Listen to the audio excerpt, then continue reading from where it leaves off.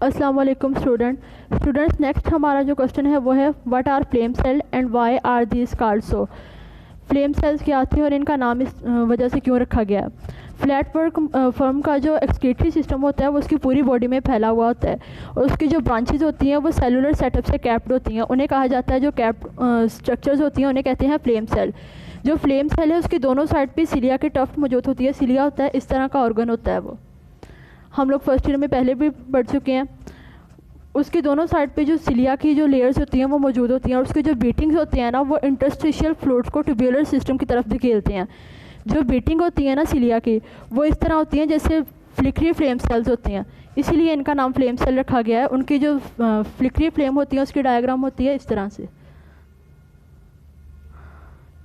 इसे कहा जाता है फ्लिकरी फ्लेम।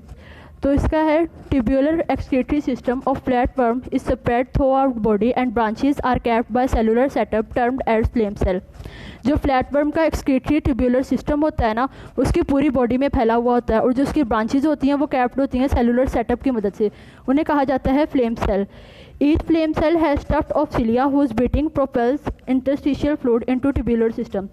हर जो फ्लेम सेल होता है उसके साइड्स पे सिलिया की लेयर मौजूद होती है, टफ्ट मौजूद होती है, जिसका बीटिंग जो वो इंटरस्टिशियल फ्लूइड को धकेलता है ट्यूब्यूलर सिस्टम की तरफ। इनका नाम हम फ्लेम सेल क्यों लेते हैं, क्योंकि beating of cilia look like flickery flame, therefore the name as flame cell. जो बीटिंग होती है ना सिलिया की वो इस तरह होती है जैसे फ्लिकरी फ्लेम होता है, इसीलिए हम इनका नाम लेते हैं फ्लेम सेल। तो ये था हमारा आज का topic flame cell and why are these called so.